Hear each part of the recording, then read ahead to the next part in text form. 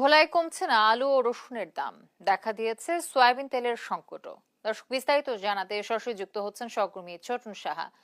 ছোটন, দাম না কমার কি কারণ বলছেন ব্যবসায়ীরা? যদি আজকের বাজারে যে অবস্থা সেটি হচ্ছে, আজকের বাজারে যে পুরাতন যে আলু রয়েছে সেটি কেজিতে বিক্রি হচ্ছে 70 টাকা দরে, এবং এটি ছিল 5 টাকা কম। তবে নতুন যে আলু রয়েছে সেটির দাম কিন্তু অনেকটাই বেড়েছে। সেটি ছিল কেজি প্রতি 100 টাকা, কিন্তু আজকের বাজারে সেটি বিক্রি হচ্ছে 110 টাকা। এবং চিনি গুঁড়া যে চাল রয়েছে সেটি আরো 5 টাকা বেড়েছে, এবং রসুনের দাম কিন্তু 220 টাকা কেজি দরে বিক্রি হচ্ছে। এবং দুঃসংবাদ রয়েছে সয়াবিন তেলের বাজারে। খোলা যে সয়াবিন তেল রয়েছে সেটি কিন্তু আজকের বাজারে আমরা দেখেছি বিক্রি হতে 190 টাকা, যেটি ছিল 185 টাকা কেজি দর। তবে একই সাথে ব্যবসায়ীরা বলছিলেন যে যে বোতলজাত যে সয়াবিন তেল রয়েছে সেটির কিন্তু তীব্র সংকট।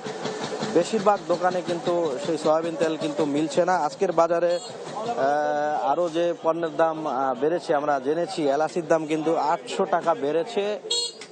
এলাচির দাম কেজিতে 800 টাকা বেড়েছে, এবং অন্যান্য যে মশলা সেটিও কম বেশি বেড়েছে। এবং শীতকালীন যে সবজি রয়েছে সেই সবজির পর্যাপ্ত সরবরাহ রয়েছে, এবং দাম বলা যায় কিছুটা স্থিতিশীল। সবজির দাম মোটামুটি স্থিতিশীল থাকলেও যে অন্যান্য বিশেষ করে মাছ মাংসের দাম কিন্তু অনেকটাই চড়া। বিশেষ করে মাছের দাম বলা যায় অনেকটাই চড়া, অর্থাৎ ক্রেতাদের ক্রয় ক্ষমতার বাইরে চলে গেছে, এমনটি ক্রেতাদের অভিযোগ। তো আমরা ব্যবসায়ীর সাথে কথা বলেছি, এই যে নিত্যপণ্যের দরদাম বেড়ে যাওয়ার ব্যাপারে তাদের আসলে সুনির্দিষ্ট কোনো জবাব তাদের নেই। তবে তারা একটি কথা বরাবরই বলে আসছে, সেটি হচ্ছে যে পাইকারি আড়তে তাদের যে পণ্যগুলো কিনতে হচ্ছে সেটি চড়া মূল্যে কেনার কারণে তারা বাধ্য হয়ে সেটি স্থানীয় বাজারগুলোতে বেশি দাম বিক্রি করছেন। তবে ভোলার যে গ্রাম অঞ্চলের যে বাজারগুলো রয়েছে সেখানে কিন্তু আরো বেশি অস্থিতিশীল, কারণ সেখানে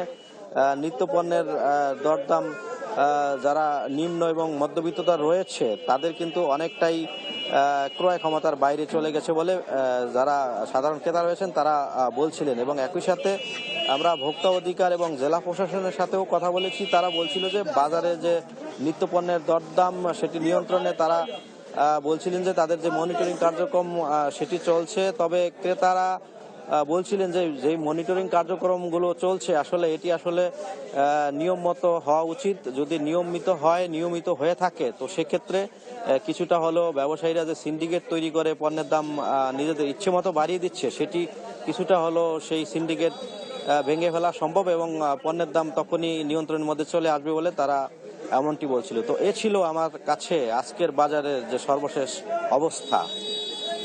আমাদের সহকর্মী ছোটন সাহা ভোলা থেকে যুক্ত ছিলেন আমার সাথে।